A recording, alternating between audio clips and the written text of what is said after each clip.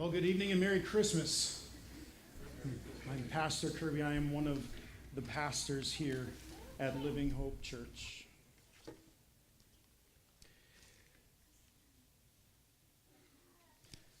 How the Grinch Stole Christmas by Dr. Seuss. Every Who down in Whoville liked Christmas a lot, but the Grinch, who lived just north of Whoville, did not. The Grinch hated Christmas, the whole Christmas season. Now, please don't ask why. No one quite knows the reason. It could be his head wasn't screwed on just right. It could be, perhaps, that his shoes were too tight. But I think that the most likely reason of all, may have been that his heart was 2 sizes too small. But, whatever the reason, his heart or his shoes, he stood there on Christmas Eve, hating the Whos, staring down from his cave with a sour, grinchy frown at the warm lighted windows below in their town. For he knew every Who down in Whoville beneath was busy now, hanging a mistletoe wreath. And they're hanging their stockings, he snarled with a sneer. Tomorrow is Christmas, it's practically here. Then he growled with his Grinch fingers nervously drumming. I must find a way to stop Christmas from coming. For tomorrow, he knew, and all the Who girls and boys would wake bright and early. They'd rush for their toys, and then, oh, the noise, noise, noise, noise. That's one thing he hated, the noise, noise, noise, noise. Then the Whos, young and old, would sit down to a feast, and they'd feast, and they'd feast, and they'd feast, feast, feast, feast. They would feast on Who pudding and rare Who roast beast, which was something the Grinch couldn't stand in the least. And then they'd do something he liked least of all. Every Who down in Whoville, the tall and the small, who stand close together with Christmas bells ringing, they'd stand hand in hand and the Whos would start singing. They'd sing and they'd sing and they'd sing, sing, sing, sing. And the more the Grinch thought of this Who Christmas song, the more the Grinch thought, I must stop this whole thing. Why, for 43 years I've put up with it now. I must stop this Christmas from coming. But how? Then he got an idea, an awful idea. The Grinch got a wonderful, awful idea.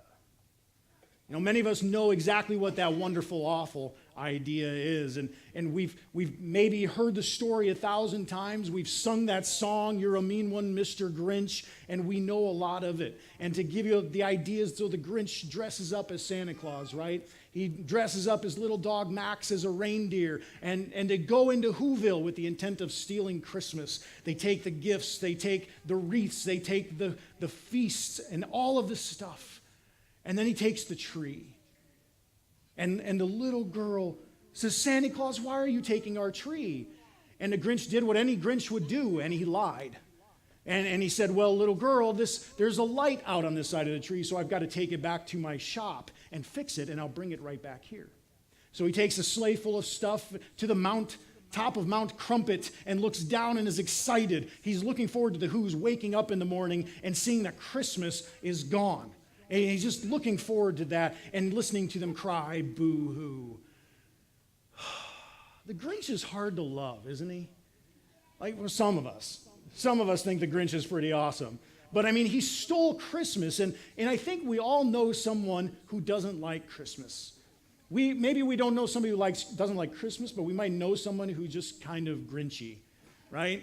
And they have that thing about them that makes it a little hard to love.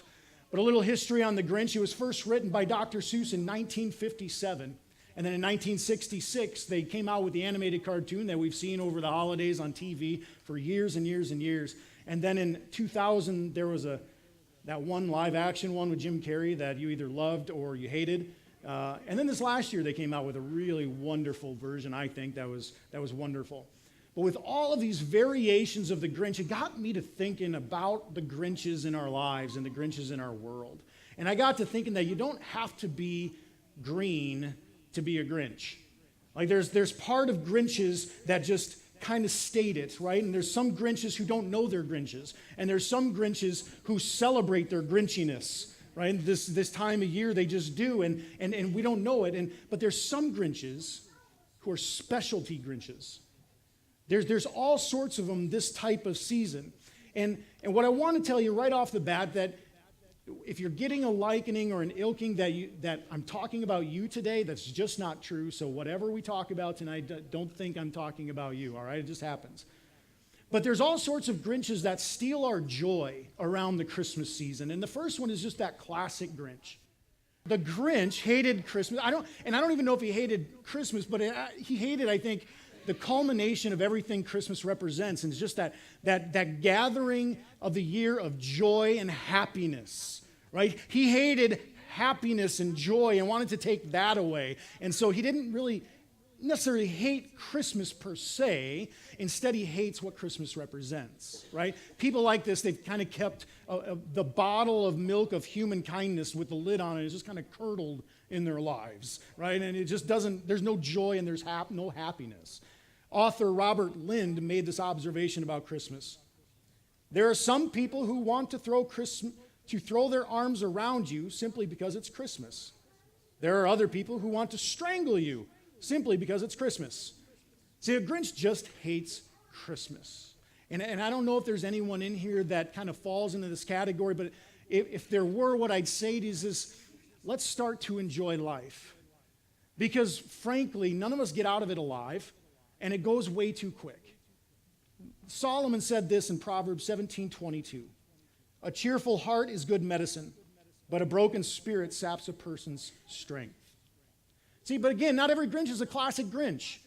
There's specialty Grinches. And the first one would be, we're going to name it the secular Grinch. And you can recognize this Grinch because they refuse to wish you Merry Christmas. It's Happy Holidays. It's season's greetings, whatever. They don't put up a Christmas tree. They put up a holiday tree.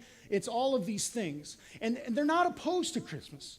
They actually like everything about Christmas. I think what they don't like is what the church says Christmas represents, and that's Jesus. And so they want the gifts. They want the holiday break. They want this. But it's not really wanting Christmas. It's what Christmas is recognized for, right? So that's what it is.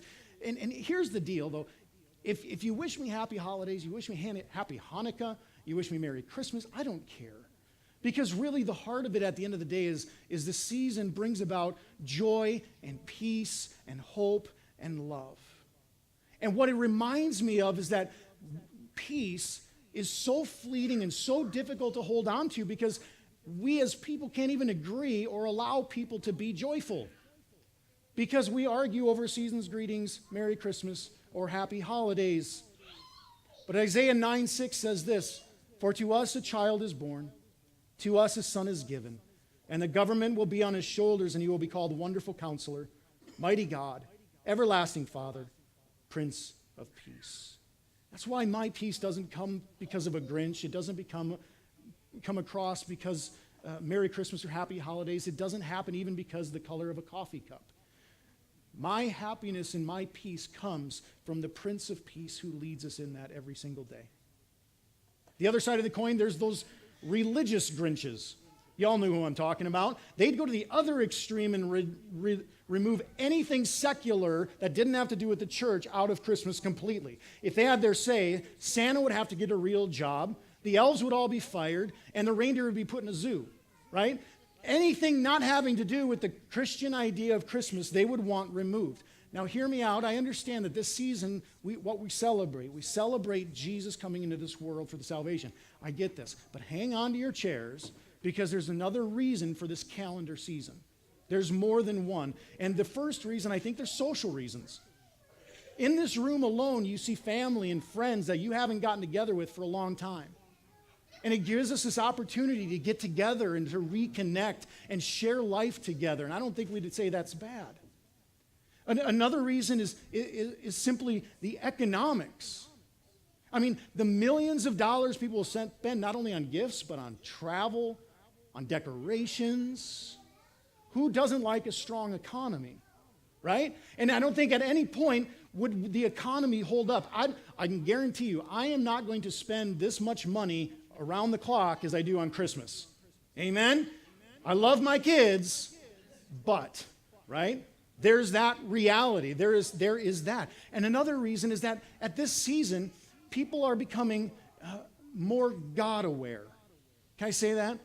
They're becoming more religiously minded. Now, that's not the same as Jesus. Let me be clear on that. It's not the same as Jesus. Millions and millions of people will celebrate Christmas Eve this year. And it's not necessarily out of an obligation about a deep faith that somebody has in Jesus, but it might be out of a faith tradition or a family tradition that's what we do. But what happens is this season, our senses and our mindsets are raised, and awareness is raised to who Jesus is. And that's not all bad. But a stimulated economy isn't bad. It was Eleanor Roosevelt who said this: "People say that Christmas is too commercialized, but I have never found it that way. If you spend money to give people joy, you are not being commercial. It is only when you feel obligated to do something about Christmas that the spirit is ruined." See, regardless of what happens, regardless if you think one thing or the other, God is in all of those things. It's in the spirit of why we do it. God is in it all. And the Old Testament reminds us that in everything, God is there, and God is going to work it for the good. It says this in Genesis 50, verse 20. "You intended to harm me, but God intended it for good to accomplish what is now being done, the saving of many lives." And that was Joseph, who, if you've read his story, is quite tragic. And let me ask you this: why do we limit Jesus to just one season of the year? Another of the Grinch is the pious Grinch. The pious Grinch. These people would do away with Christmas altogether. Just in its entirety, they wipe it out, because what they say is that Christmas, a lot of the Christmas traditions have their foundings not in Christianity, but rather they'd have their foundings in other things, and we should have no part of it. Since they have a lot of roots in the pagan culture, we should have no root of it. Now, it's true. A lot of what we celebrate and what we understand within the Christmas season has those roots. And they'll tell us that the date of Christmas wasn't actually December 25th. Shocker, right? We know that, and they wouldn't do it. But what it was is the pagan celebration in Rome would celebrate this point in the year where you'd have the end of the shortest daytime and the longest night. And it'd start to shift to the springtime where you could have harvest, longer days. And so they'd have this time of celebration. The Grinches would tell you that everything in pagan culture, and the Romans and the Egyptians and the Celts, would take the evergreen and they'd use it to celebrate eternal life. But as Christians, what we're going to do, we're going to think back about a year 1513 when Martin Luther was walking through a forest, and he looks up at the sky at nighttime, and he looks through the trees and he sees the stars. And he says it looks like the trees are lit with candles. And so he brings a small fir tree into his house, and he put lighted candles on the tree. And we're going to remember that. In 1 Corinthians 8, Paul addressed the issue of meat that had been sacrificed to idols. People were bringing complaints about what should we do with the meat that was sacrificed to idols. And he offered this in 1 Corinthians 8:4. "So then, about eating food sacrificed to idols, we know that an idol is nothing at all in the world, and that there is no God but one." And I guess that's my thought. We can dwell on the fact that December 25th was not the birthday of Jesus, and we can focus on that, or we can focus on what it represents now. And it is the coming Messiah coming to save the world.